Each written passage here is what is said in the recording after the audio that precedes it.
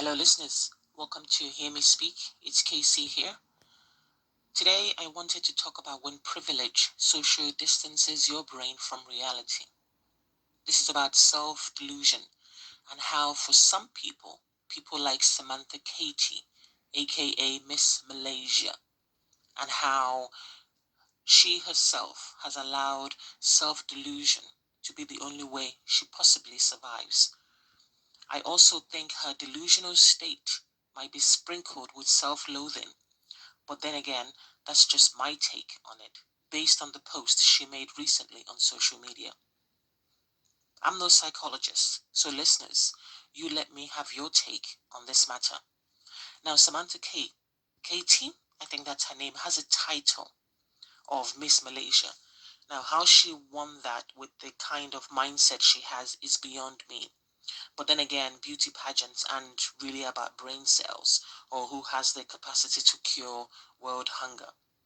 Now, her words posted left me feeling incensed, especially when you think about the current climate with the protests going on worldwide, support for black people, the people going out against oppression of black people, fighting for justice for the countless black people that have been killed in America, and the systematic racism that permeates every walk of life for a black person.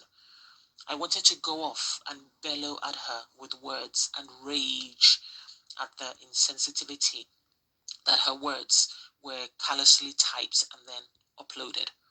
I was angry, and yet the bile that I thought was going to rise in me didn't. When I think of what is going on now in the world and what has come before, and obviously what tomorrow might hold, I thought about all these things and many more, and came to the conclusion that Samantha Katy, aka Miss Malaysia, is full of self-hate.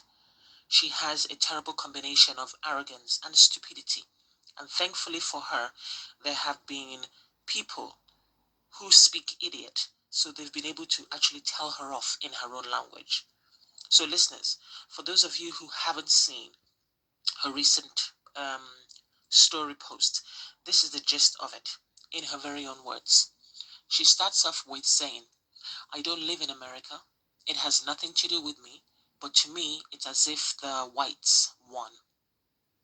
Now, with this, her opening statement, I really wasn't sure if I should laugh, cry, scream from frustration at yet another person with privilege about to tell black people how they should channel their feelings, or just roll my eyes at her nonsensical words. I wasn't sure. She then goes on to say, to the black people. Now, at this point, I kid you not, my eyes started to twitch, and I had to put my phone down and decide that if this was something I wanted to read and boil over, or ignore it and seethe in silence.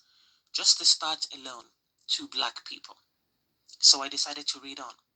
It said, or should I say she said, relax. Take it as a challenge. Take it as a challenge makes you stronger. You chose to be born as a colored person in America for a reason, to learn a certain lesson. I'll say it again. Take it as a challenge, or challenge makes you stronger, that you chose to be born as a colored person in America. So listeners, let's unpack this statement. Samantha, aka Miss Malaysia, aka Dumbellina, has decided in her great wisdom and insight that black people chose to be born black, and so we should accept the hand that we have been dealt with, and that the challenges that we are facing will make us stronger. And of course, we're colored, we're no longer black. Wow. Wow. Bloody hell. Wow.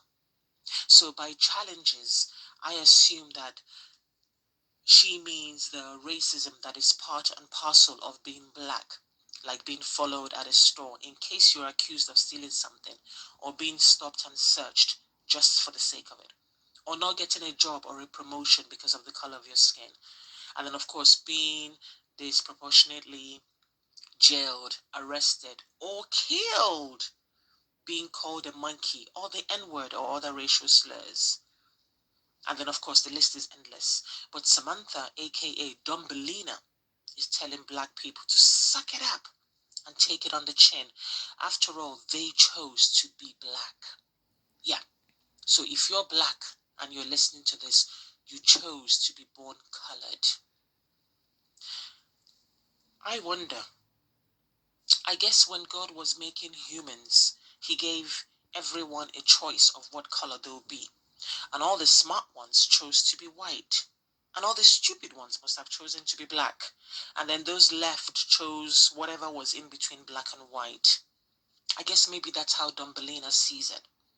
You see, listeners like you understand why I said, now you understand why I said I wasn't sure if I should rage, cry, or laugh, or roll my eyes at this ridiculous woman and her statement. She didn't stop there. Oh no. She continues that we should accept it as it is. It is what it is. Best you can do is remain calm. That's your responsibility. Again, her words, her nonsensical words, does not make sense. Hence my name for her, Dumbellina. Now, at this point, listeners, my mind went into nuclear drive and all sorts of words came to mind when I thought of this woman. And a realization came to me that she needs my pity. She needs all our pity. You see, in her mind and from her privileged standpoint, she actually thought that she is advising black people the same way you would sanction someone for making a wrong choice. The choice here being that black people chose to be black. Now, if they hadn't done that, one, there would be no black people. Two, everyone would live a life of kumbaya and equality. And three, the N word will not exist. And instead, it will be the E word, which stands for everyone. But instead, the pesky, looting, ugly, tarnished, angry black people exist. And they expect the world to feel sorry for them when they chose to be black. No one forced them to be black. No one. They chose to be born colored.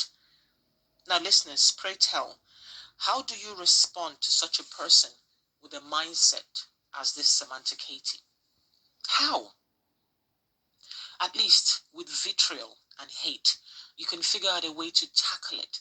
But with comments such as this from Dumbellina, it makes you realize we really do live in the era of smartphones and stupidity. Now, Samantha herself isn't even contrite about what she wrote. She doesn't feel bad. And she truly believes her words are not offensive.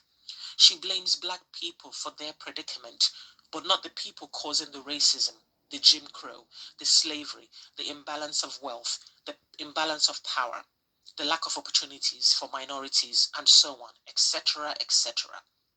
She talks like she's the victim, as if what is currently happening right now is an affront to her rights and her lifestyle and her comfort. Black Lives Matter is like a stain on maybe her reality, an irritant that needs to be moved to one side. It's not her problem after all. She made the right decision and she chose not to be black. So listeners, I don't even know what to say truly, because name calling will not enlighten Dumbellina. So we must pity her, because someone who says this kind of terrible thing about their fellow human being, and she says it boldly with no shame, I don't think this is a person who has self-love or pride. And for that, she has my pity. Because if she was so happy in her non-black skin, then her words would drip with joy, carefree. She will shout it from any which way.